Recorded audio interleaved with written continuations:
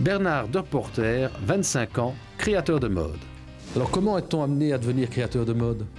C'est tout d'abord par la passion et puis par l'ambition et la volonté d'aller toujours plus loin dans la création, quoi. C'est depuis tout petit, à l'âge de 9 ans, que j'ai commencé à être passionné. Moi, j'ai toujours voulu être indépendant parce qu'on est une famille d'indépendants.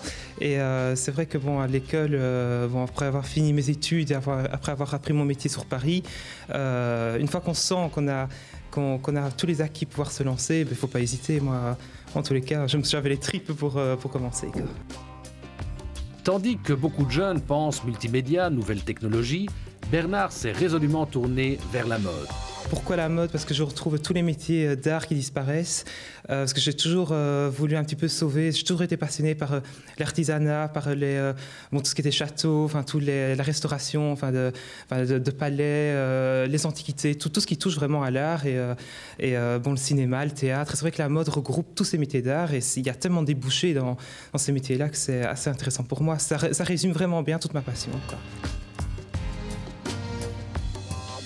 C'est vraiment l'austérité, c'est toujours rendre hommage à l'impératrice ici, c'est une recherche de femme qui a une certaine élégance qu'elle a perdue dans les années 50. Et moi, je veux retrouver cette élégance à travers les accessoires, les gants, les chapeaux, à travers une ligne très épurée, des références au film d'Hitchcock. On va trouver des références aux années 1910 à 50, mais par des actrices hollywoodiennes comme Greta Garbo, Marlène Dietrich.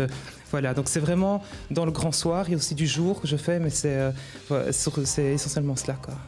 L'univers familier de Bernard est hors du temps, comme suspendu au-dessus d'une époque révolue, une époque regrettée. Une nostalgie soulignée de style gothique et roman. Moi, je suis très sensible à tout ce qui est un petit peu, sans ambiance un peu de château hanté. Donc, c'est pour moi une source d'inspiration, surtout que c'est une maison de famille. Et je me sens très très bien et ça colle parfaitement à ma création, ça c'est clair. Être indépendant, cela peut être l'ivresse de cette liberté d'entreprendre. Mais attention à l'euphorie, car un accident peut survenir et gâcher le rêve. Oui, mais c'est vrai que je suis bien entouré, je ne brûle pas les étapes. C'est-à-dire que pour démarrer, moi j'ai d'abord été voir un petit peu toutes les associations pour mettre les sociétés en couveuse, pour voir un petit peu toutes les démarches qu'il faut faire pour ne pas justement se planter, quoi. Donc il faut avoir de la persévérance et aussi bien réfléchir à ce que l'on fait, quoi. Parce que c'est vrai que la haute couture, c'est pas une société, c'est quelque chose qui ne rapporte pas, c'est ma carte de visite, c'est ma publicité, c'est ma vitrine. Et c'est vrai que le vœu le plus cher, oui, c'est de monter une société familiale belge pour promouvoir le savoir-faire belge sur l'étranger, parce que je veux prouver qu'on sait où servir la haute couture ici en Belgique, et de pouvoir donc transmettre tout ça si j'ai des enfants plus tard, ou à ma famille, quoi. C'est vraiment ma volonté première, quoi. Voilà donc un bel exemple de dynamisme dans un secteur bien particulier, ce qui est d'autant plus méritoire.